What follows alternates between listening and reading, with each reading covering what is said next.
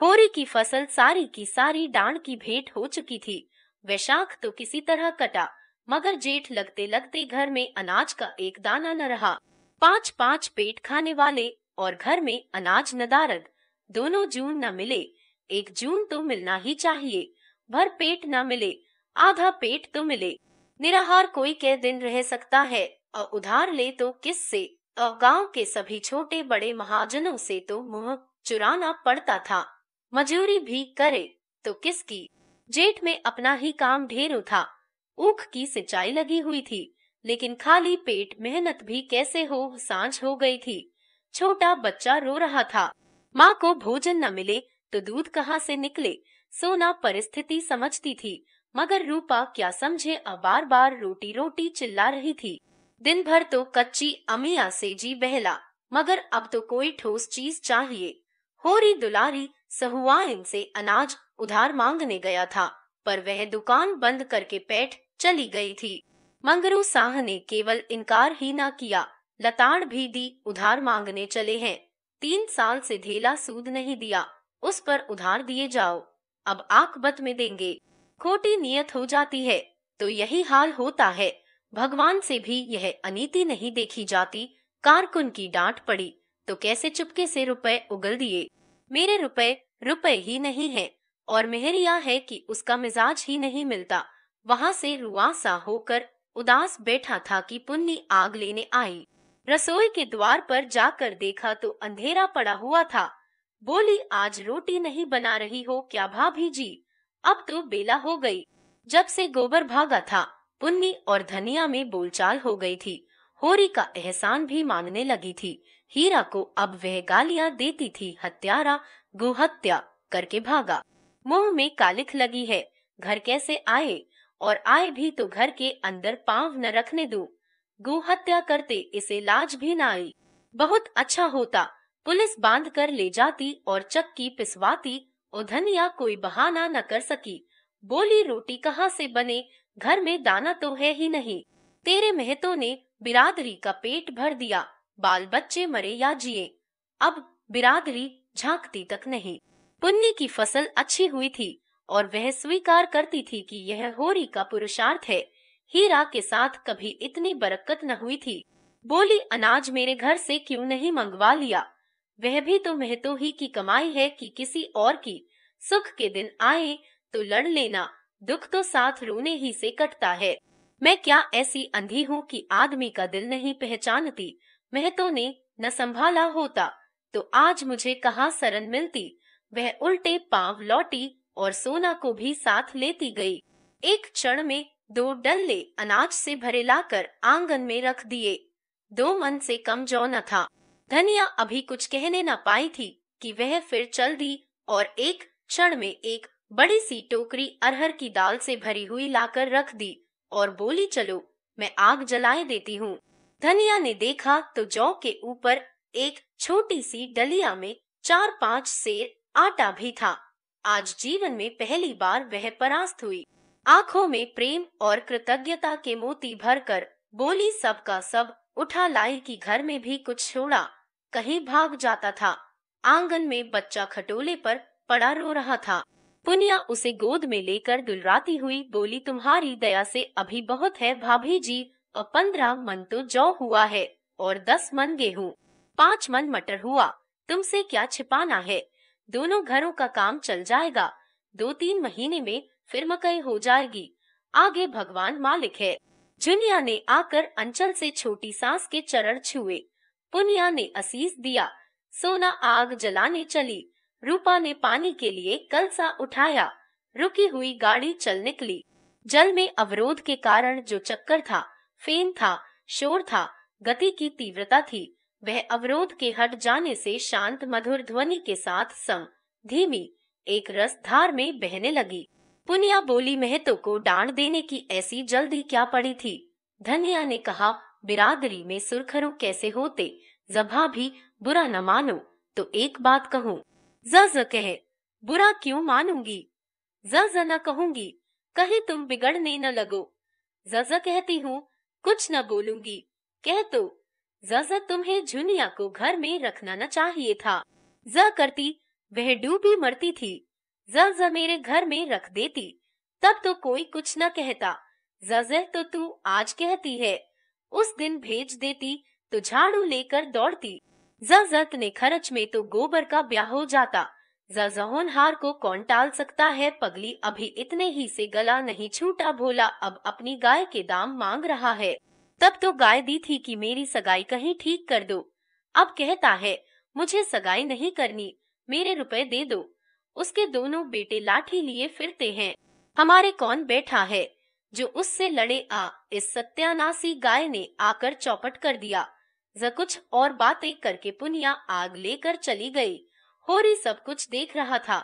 भीतर आकर बोला, पुनिया दिल की साफ है। जहीरा भी तो दिल का साफ था। जधनिया ने अनाज तो रख लिया था, पर मन में लज्जित और अपमानित हो रही थी।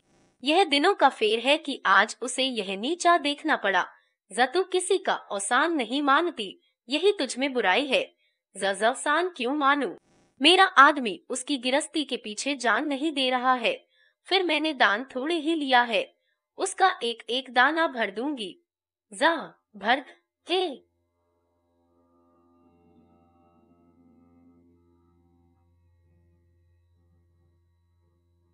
नहीं दे रहा है। मगर पुनिया अपनी जिठानी के मनोभाव समझकर भी होरी का एहसान चुकाती जाती थी। जब यहाँ अनाज चुक जाता, मन दो मन दे जाती। मगर जब चौमासा आ गया और वर्षा न हुई, तो समस्या अत्यंत जटिल हो गई। सावन का महीना आ गया था और बगुले उठ रहे थे। कुओं का पानी भी सूख गया था और ऊख ताप से जली जा रही थी। नदी से थोड़ा थोड़ा पानी मिलता था, मगर उसके पीछे आए दिन लाठियां निकलती थी। यहाँ तक कि नदी ने भी जवाब दे दिया। जगह जगह चोरियां होने लगी, डाके पड़ने लगे। सारे प्रांत में हाहाकार मच गया। बारिश कुशल हुई कि भादों में बशार हो गई और किसानों के प्राण हरे हुए। कितना उत्साह था उस दिन। प्यासी पृथ्वी जैसे अघाती ही न थी और प्यासे किसान ऐसे उछल रहे थे मानो पानी नहीं, अशफिरियां बरस रही हों। बटोर लो जितना बटोरते बने। खेतों में जहाँ बगुले उठते थे, वहाँ हल चलने लगे। बाल वृंद निकल निकल कर तालाबों और पोखरों और गढ़ियों का मुआयना कर रहे थे। ओहो, तालाब तो आधा भर गया और वहाँ से गढ़िया की तरफ दौड़े। मगर अब कितना ही पानी बरसे, ऊख तो विदा हो गई, एक एक हाथ ही होके रह जाएगी। मक्का और जुआर और कोदो से लगान थोड़े ही चुकेगा, महाजन का पेट थोड़े ही भरा जाएगा। हाँ, गौ के लिए चारा हो गया और आदमी जी गया।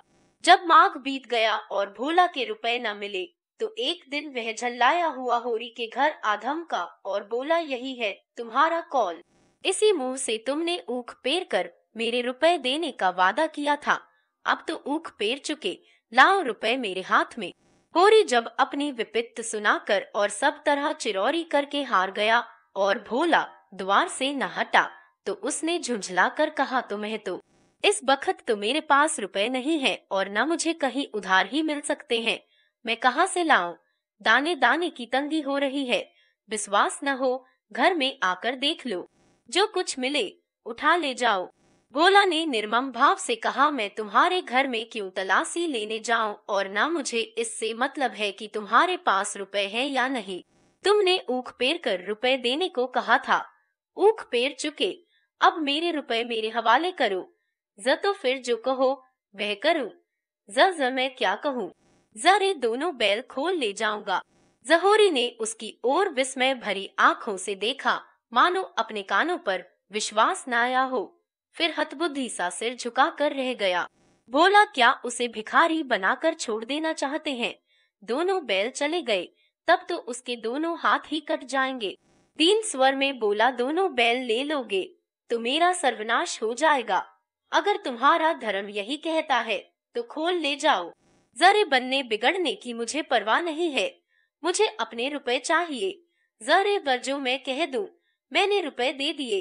जभोला सन्नाटे में आ गया, उसे अपने कानों पर विश्वास न आया। होरी इतनी बड़ी बेईमानी कर सकता है, यह संभव नहीं। उग्र होकर बोला, अगर तुम हाथ में गंगाजली लेकर कह दो कि मैंने रुपए दे दिए तो सबर कर लूं। जहने का मन तो चाहता है, मरता क्या न करता। लेकिन कहूँगा नहीं। ज़ज़ तुम कह ही नहीं सकते। ज़ज़ा भैया, मैं नहीं कह सकता। हंसी कर रहा था। एक क्षण तक वह दुविधा में पड़ा रहा, फिर बोला, तुम मुझसे इतना बैर क्यों पाल रहे हो? बोला, भाई जुनिया मेरे घर में आ गई तो मुझे कौन सा सरग मिल गया। लड़का अलग हाथ से गया, 200 रुपया डांड अलग भरना पड़ा। मैं तो कहीं का न रहा, और अब तुम भी मेरी जड़ खोद रहे हो। भगवान जानते हैं, मुझे बिल्कुल न मालूम था कि लौंडा क्या कर रहा है। मैं तो समझता था गाना सुनने जाता होगा। मुझे तो उस दिन पता चला जब आधी रात को झुनिया घर में आ गई। उस बखत मैं घर में न रखता तो सोचो कहाँ जाती, किसकी होकर रहती। झुनिया बरौठे के द्वार पर छिपी खड़ी यह बातें सुन रही थी। बाप को अब वह बाप नहीं, शत्रु समझती थी। डरी कहीं होरी बैलों को दे न दे। जाकर रूपा से बोली, अम्मा को जल्दी से बुला ला, कहना बड़ा काम है, विलम्ब न करो। धनिया खेत में गोबर फेंकने गई थी। बहू का संदेश सुना तो आकर बोली, काहे को बुलाया बहू? मैं तो घबरा गई। जकाका को तुमने देखा है ना? ज देखा, कसाई की तरह द्वार पर बैठा हुआ है। मैं तो बोली भी नहीं। जज हमारे दोनों बैल मांग रहे हैं दादा से।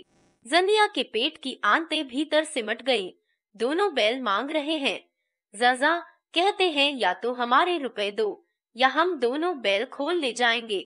ज़ तेरे दादा ने क्या कहा? ज़ ने कहा, तुम्हारा धर्म कहता हो तो खोल ले जाओ। ज़ तो खोल ले जाए, लेकिन इसी द्वार पर आकर भीख न मांगे तो मेरे नाम पर थूक देना। हमारे लहू से उसकी छाती जुड़ाती हो तो जुड़ा ले। ज़ इसी तैश में बाहर आकर होरी से बोली, मैं तो दोनों बैल मांग रहे हैं तो दे क्यों नहीं देते? जब उनका पेट भरे, हमारे भगवान मालिक हैं, हमारे हाथ तो नहीं काट लेंगे। अब तक अपनी मजूरी करते थे, अब दूसरों की मजूरी करेंगे। भगवान की मर्जी होगी तो फिर बैल बधिये हो जाएंगे और मजूरी ही करते रहे तो कौन बुराई है। बूढ़े सूखे और जोत लगान का बोझ तो न रहेगा। मैं न जानती थी यह हमारे वैरी हैं, नहीं गाय लेकर अपने सिर पर विपत्त क्यों लेती। और उस निगोड़ी का पौरा जिस दिन से आया, घर तहस नहस हो गया। भोला ने अब तक जिस शस्त्र को छिपा रखा था, अब उसे निकालने का अवसर आ गया। उसे विश्वास हो गया बैलों के सिवा इन सबों के पास कोई अवलंब नहीं है। बैलों को बचाने के लिए ये लोग सब कुछ करने को तैयार हो जाएंगे। अच्छे निशानेबाज की तरह मन को साध कर बोला, अगर तुम चाहते हो कि हमारी बेइज्जती हो और तुम चैन से बैठो तो यह न होगा। तुम अपने 200 को रोते हो, यहाँ लाख रुपए की आबरू बिगड़ गई। तुम्हारी कुशल इसी में है कि जैसे झुनिया को घर में रखा था वैसे ही घर से उसे निकाल दो। फिर न हम बैल मांगेंगे न गाय का दाम मांगेंगे। उसने हमारी नाक कटवाई है तो मैं भी उसे ठोकरे खाते देखना चाहता हूँ। वह यहाँ रानी बनी बैठी रहे और हम मुंह में कालिख लगाए उसके नाम को रोते रहे, यह नहीं देख सकता। वह मेरी बेटी है, मैंने उसे गोद में खिलाया है और भगवान साक्षी है, मैंने उसे कभी बेटों से कम नहीं समझा। लेकिन आज उसे भीख मांगते और घूर पर दाने चुनते देखकर मेरी छाती शीतल हो जाएगी। जब बाप होकर मैंने अपना हृदय इतना कठोर बना लिया है, तब सोचो मेरे दिल पर कितनी बड़ी चोट लगी होगी।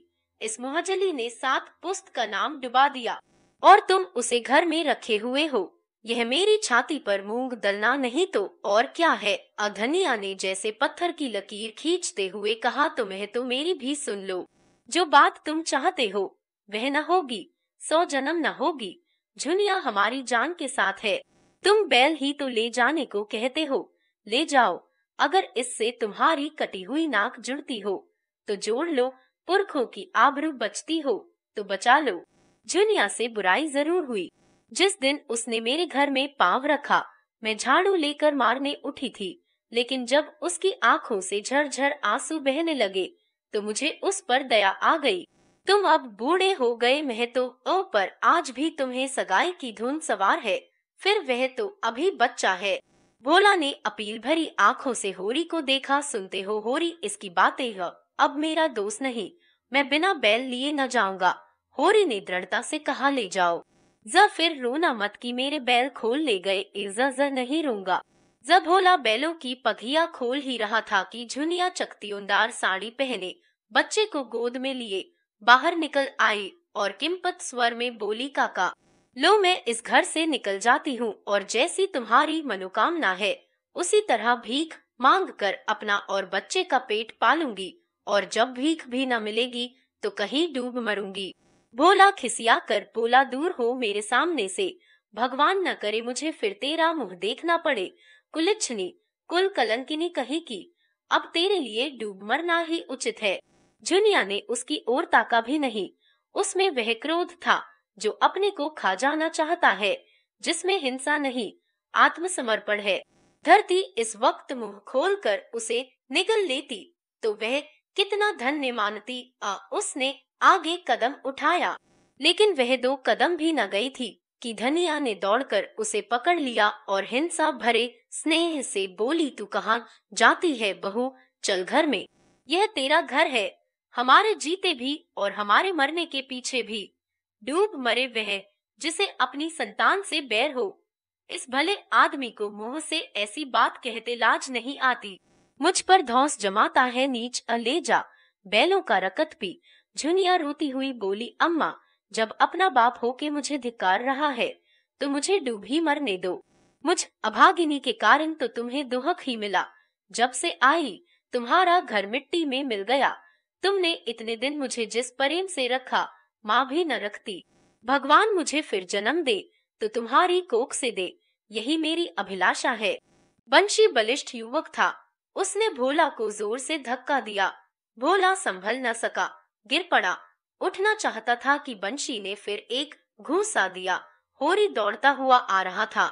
भोला ने उसकी ओर 10 कदम बढ़कर पूछा, ईमान से कहना होरी महतो, मैंने बैल जबरदस्ती खोल लिए। दातादीन ने इसका भावार्थ किया, यह कहते हैं कि होरी ने अपने खुशी से बैल मुझे दे दिए, हम ही को उल्लू बनाते हैं। होरी ने सकुचाते हुए कहा, यह मुझसे कहने लगे या तो झुनिया को घर से निकाल दो या मेरे रुपए दो, नहीं तो मैं बैल खोल ले जाऊंगा। मैंने कहा, मैं बहू को तो न निकालूंगा, न मेरे पास रुपए हैं।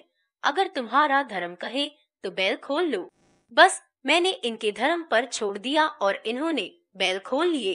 पटेश्वरी ने मुंह लटका कर कहा, जब तुमने धर्म पर छोड़ दिया तब कोई की जबरदस्ती।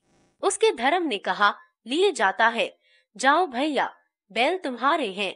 दातादीन ने समर्थन किया, हाँ, जब धर्म की बात आ गई तो कोई क्या कहे। सब के सब होरी को तिरस्कार की आंखों से देखते परास्त होकर लौट पड़े और विजयी भोला शान से गर्दन उठाए बैलों को ले चला।